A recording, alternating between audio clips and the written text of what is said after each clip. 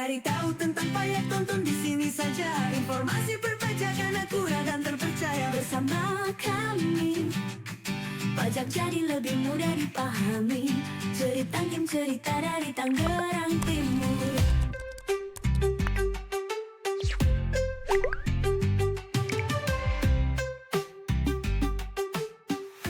Assalamualaikum warahmatullahi wabarakatuh. Halo kawan pajak, gimana kabarnya hari ini? Semoga kawan pajak selalu dalam keadaan sehat. Perkenalkan, saya Ikrima sebagai host podcast Ceritang Tim kali ini, dan rekan saya Mas Asta yang akan menjadi narasumber podcast kali ini. Gimana kabarnya Mas Asta? Alhamdulillah sehat, baik Rima. Alhamdulillah ya. Podcast kali ini kita akan membahas tentang SPT tahunan PPh orang pribadi ya. Betul. Oke, nah seperti yang kita ketahui kawan pajak bahwa batas pelaporan SPT tahunan PPh orang pribadi di tahun pajak 2024 adalah pada tanggal 31 Maret 2025. Nah Mas Asta, sekarang kan DJP sudah launching sistem baru ya, Cortex. Betul. Apakah pelaporan pajaknya nanti di Cortex atau gimana?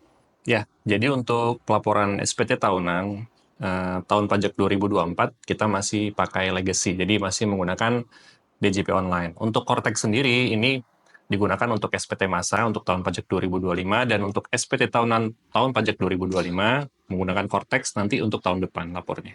Oh gitu, jadi untuk yang tahun pajak 2024 masih pakai aplikasi yang lama ya? Betul, DJP online. online. Oke. Nah, kita akan membahas nih Mas yang lagi trending di postingan Instagram di Jen Pajak RI, yaitu tentang pelaporan SPT tahunan 2024 yang kabarnya banyak sekali yang dilaporkan sebagai lebih bayar gitu. Padahal penghasilannya hanya dari karyawan atau pegawai swasta gitu. Itu kenapa bisa kayak gitu, Mas? Iya, jadi memang untuk saat ini di KPP ini lagi sibuk Mbak Ikrima, terutama untuk penyuluh ya, petugas penyuluh. Ini kita meneliti banyak sekali SPT tahunan orang pribadi lebih bayar, di mana statusnya adalah karyawan. Kenapa ini bisa terjadi? Ini sebetulnya adalah salah pengisian sebetulnya. Jadi akibat adanya perubahan skema tarif yang tadinya menggunakan ketentuan umum PPh pasal 17 di setiap masanya, sekarang untuk tahun pajak 2024 sesuai peraturan Menteri Keuangan 168 tahun 2023, penggunaan skema untuk perhitungan PPh di 2024 ini menggunakan sistem tarif efektif rata-rata, di mana perhitungan tersebut dihitung dari nilai bruto dikali tarif efektif rata-rata tiap bulannya, seperti itu.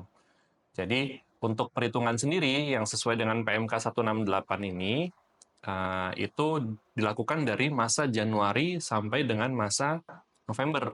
Ini asumsi kita ini ya, untuk karyawan yang bekerja full ya. Jadi Januari sampai Desember, untuk penggunaan TR-nya sendiri itu dilakukan dari Januari sampai November. Sedangkan untuk Desember, ini tetap menggunakan ketentuan umum PPh sesuai dengan pasal 17 Undang-Undang PPh, seperti itu. Jadi singkatnya nih, misalnya kita pakai contoh aja ya. Misalnya Mbak Ikrima kerja setahun nih di suatu perusahaan. Dari Januari sampai November ini dihitung dengan menggunakan TER namanya, tarif efektif rata-rata. Itu dilihat dari nilai bruto yang diterima tiap bulan. Bisa jadi dia berbeda-beda di tiap bulan. Nanti di Desember baru disesuaikan. Misal contoh PPh setahunnya ini besarannya 5 juta.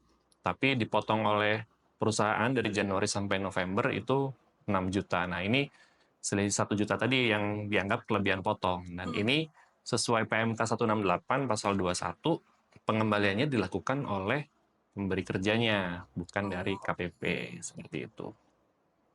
Oke, jadi pada intinya pada pelaporan SPT tahunannya untuk pegawai dari satu pemberi kerja itu tetap harus nihil ya Mas ya? Betul, jadi kalau statusnya karyawan, satu pemberi kerja, dia tidak ada penghasilan lainnya, harusnya SPT tahunannya nihil, sama seperti tahun sebelumnya.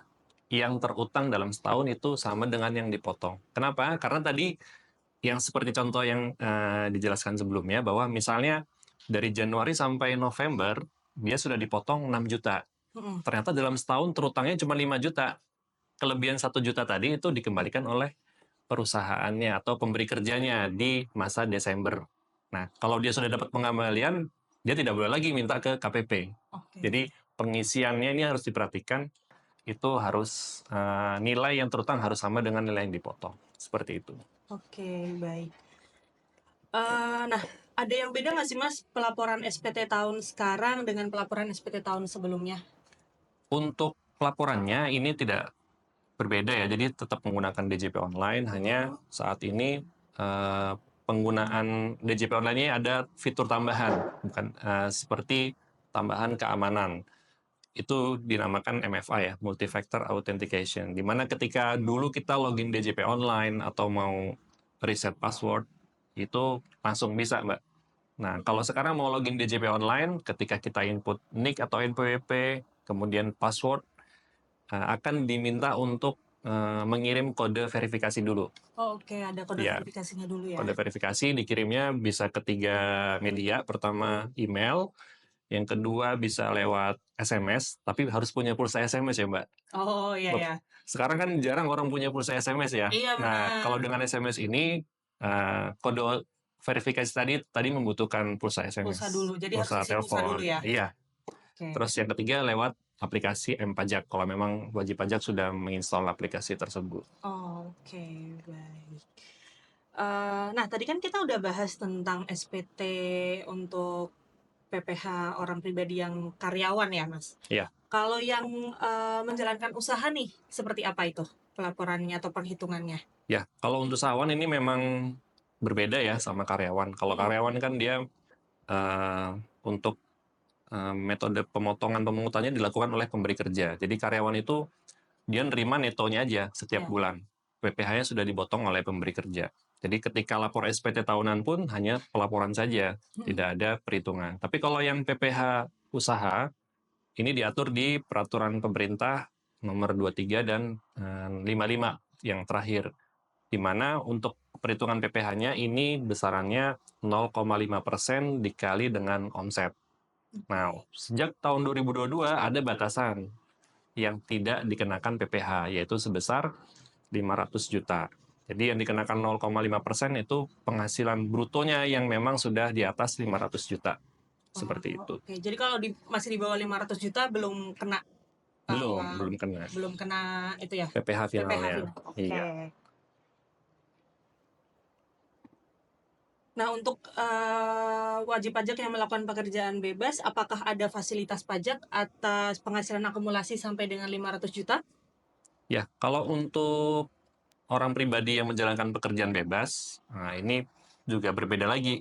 Jadi untuk pekerjaan bebas dia dikecualikan dari yang mendapatkan penggunaan tarif UMKM yang 0,5%. Oh, oke. Wajib pajak dengan status pekerjaan bebas harus menggunakan metode pencatatan atau dia menyelenggarakan pembukuan. Jika menyelenggarakan pencatatan, melakukan pencatatan, dia harus melaporkan namanya norma perhitungan penghasilan neto. Itu disampaikan dalam 3 bulan awal, Mbak Ikrimah. Jadi di awal tahun sebelum dia menggunakan norma tadi, itu dia harus menyampaikan pemberitahuan tersebut ke KPP. Untuk sekarang bisa melalui loket atau bisa melalui Korteksnya. Oh, langsung di korteksnya Bisa. bisa. Bisa. Jadi secara online tidak perlu datang ke KPP. Seperti Oke. itu.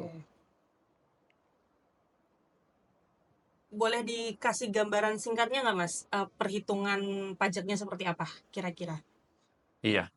Yang untuk saya contohkan dulu yang usaha ya. Jadi ini untuk oke. usahawan. Contoh Mbak Ikrimah melakukan penjualan nih barang make up misalnya. Omset dalam 1 tahun itu 600 juta. Diakumulasi 600 juta. Nah, yang dikenakan PPh ini enggak 600-600-nya, tapi hanya 500 ke atasnya. Atau senilai 100 jutanya. Oh, yang Itu yang dikenakan 600 PPh. dikurangi 500 Iya, itu. betul. Itu 0,5% dikali omset. Dan itu dihitung dan distorkan tiap bulan untuk yang UMKM. Oke, baik. Nah, kalau yang pekerjaan bebas, ini dilihat dulu normanya. Jadi dilihat dulu status klasifikasi lapangan usahanya. Jadi pekerjaan bebas itu kan banyak ya Mbak Gilman. Biasanya sih menyangkut keahlian atau ke profesi ya. Jadi contoh kayak notaris, dokter, konsultan, dan lain-lain. Ini memang tercantum jenis-jenis pekerjaan bebas. Nah ini ketika di awal tahun dia harus menyampaikan tadi pemberitahuan norma. Nah, ketika dia di tahun berjalannya, dia harus membuat pencatatan tadi. Oke. Jadi tiap bulan dia harus merekap dan mencatat nilai penghasilan bruto yang dia dapat tiap bulannya. Kemudian nanti saat SPT tahunan, penghasilan bruto tadi akan dihitung dengan mengalihkan norma yang sesuai dengan pekerjaannya, dengan jenis pekerjaan bebasnya. Jadi gini nih, contohnya nih, misalnya Mbak Ikrimah seorang dokter, Oke. praktek tiap bulan, kan mendapatkan penghasilan ya dari jasa layanan yang diberikan. Nah itu Mbak Ikrimah harus membuat pencatatan tiap bulan, berapa nilai penghasilan bruto yang didapat tiap bulannya. Nanti penghasilan bruto ini akan direkap. Jadi dibuat menjadi rekapitulasi peredaran bruto. Oke. Nah, ini yang akan dihitung pajaknya, Mbak Ikrimah. Nah, tadi kalau pekerjaan bebas, dia menggunakan namanya norma. Norma tadi itu nilainya persentase. Jadi, berapa sih penghasilan netonya dari jenis-jenis pekerjaan bebas tadi. Contoh tadi dokter itu 50%. Berarti dari 200 juta bruto ini, berapa netonya? Ya, dikali dengan normanya. Oke. Penghasilan netonya adalah 200 juta dikali 50%. Jadi penghasilan netonya ini 100 juta. 100 juta ini apakah langsung dikenakan tarif? Tidak. Tapi Mbak Ikrimah punya namanya batasan PTKP. Penghasilan tidak kena pajak. Nah, dari 100 juta ini dikurangi dengan PTKP-nya dulu. Untuk wanita kan biasanya TK 0 ya. Jadi statusnya menanggung diri sendiri. Tidak kawin, tanggungan 0. Itu 54 juta. Nah, setelah dikurangi PTKP, dapatlah namanya penghasilan kena pajak. Nah, itu baru dikali tarif sesuai lapisannya. Sampai 60 juta itu 5%, 60 sampai 250 itu 15% dan seterusnya. Itu ada di pasal 17 Undang-Undang PPH. Oke, untuk NPPN itu sudah ada itu ya Mas, peraturannya ya untuk nominalnya itu udah di persentasenya udah ditentukan ya? Sudah. Jadi sesuai dengan jenis KLU ya, klasifikasi lapangan usahanya itu sudah ditentukan oleh pemerintah berapa nilai norma perhitungan penghasilan netonya tiap-tiap jenis usaha tadi. Oke, baik. Nah, untuk wajib pajak yang menggunakan tarif PPh final UMKM itu tadi, apakah bisa digunakan seterusnya selamanya atau ada jangka waktunya, ada batasnya? Ya, jadi yang 0,5% ini kan terbitnya PP 23, Peraturan Pemerintah Nomor 23 Tahun 2018. Di situ diatur bahwa ternyata 0,5% ini tidak bisa digunakan seterusnya. Ada klausulnya, Mbak. Pertama, untuk yang terdaftarnya sebelum 2018, maka 7 tahun tadi untuk orang pribadi, jadi orang pribadi itu bisa digunakannya hanya 7 tahun. Perhitungan 7 tahunnya dari mana? Nah, tadi dilihat dari kapan terdaftarnya. Kalau terdaftarnya sebelum 2018, maka penggunaan tarifnya dihitung dari 2018. Jadi bukan saat dia terdaftar ya, tapi sejak aturannya terbit, yaitu 2018. Sampai 7 tahun. Kalau kita hitung 2018, 7 tahunnya itu 2024 kemarin. Nah, bagi wajib pajak yang memang terdaftar sebelum 2018, maka tahun 2024 kemarin mereka terakhir untuk menggunakan tarif UMKM. Tapi kalau terdaftarnya setelah 2018, maka 7 tahun tadi dihitung sejak wajib pajaknya terdaftar. Contoh misalnya saya daftar NPWP 2020, maka 7 tahunnya saya nggak hitung dari 2018, tapi sejak saya terdaftar yaitu 2020. Gitu. Berarti batasnya 7 tahun dari 2020 ya, gitu? Dan syarat keduanya tidak melebihi 4,8 miliar omsetnya atau peredaran brutonya dalam setahun. Gitu. Oke, baik. Nah, ketika skemanya sudah berakhir nih Mas, yang kemarin berakhir di 2024 gitu, terus perhitungan ke depannya gimana? Ya, jadi untuk yang sebelumnya tadi menggunakan final untuk usahawan yang termasuk UMKM, dia menggunakan PPh final 0,5%. Di 2025 ini wajib pajak tersebut tidak berhak lagi untuk menggunakan PPh final dan harus diberi dua pilihan, apakah menyampaikan norma, jadi nanti penghasilan usahanya dihitung dengan pencatatan atau norma perhitungan penghasilan itu, atau yang kedua wajib pajak jika tidak menyampaikan pemberitahuan dianggap menyelenggarakan pembukuan gitu. Baik. Dan tadi untuk PPh-nya dihitung dengan ketentuan umum sesuai dengan PPh pasal Undang-Undang PPh pasal 17. Oke, jadi untuk selanjutnya bisa itu memilih ya Mas? Memilih atau gimana? Iya, jadi itu memilih. Oke. Kalau dia mau melakukan pencatatan, Mm-mm. dia harus menyampaikan dulu Menyampaikan pemberitahuan neto, perhitungan neto itu tadi. perhitungan norma NPPN, Oke. norma perhitungan penghasilan neto. Mm-mm. Nah, itu disampaikan ke KPP paling lambat tanggal 31 Maret Oke. di setiap tahun yang dia akan pakai pencatatan tersebut. Contoh 2025 ini dia akan memakai pencatatan nih, berarti dia harus menyampaikan NPPN tadi maksimal 31 Maret 2025. Seperti itu. Oke, baik. Mas Sastra, terima kasih banyak atas penjelasannya. Semoga kawan pajak jadi tercerahkan dengan penjelasan yang barusan disampaikan. Gimana kawan pajak? Apakah sudah paham dengan penjelasan Mas Sastra tadi? Kalau masih ada yang bingung, kawan pajak bisa kunjungi channel YouTube Direktorat Jenderal Pajak RI. Di sana ada beragam tutorial pelaporan SPT tahunan dan aplikasi perpajakan lainnya gitu. Akhir kata kami pamit undur diri. Terima kasih sudah menonton podcast Ceritang Tim. Sampai jumpa lagi di lain waktu dengan tema yang lebih menarik.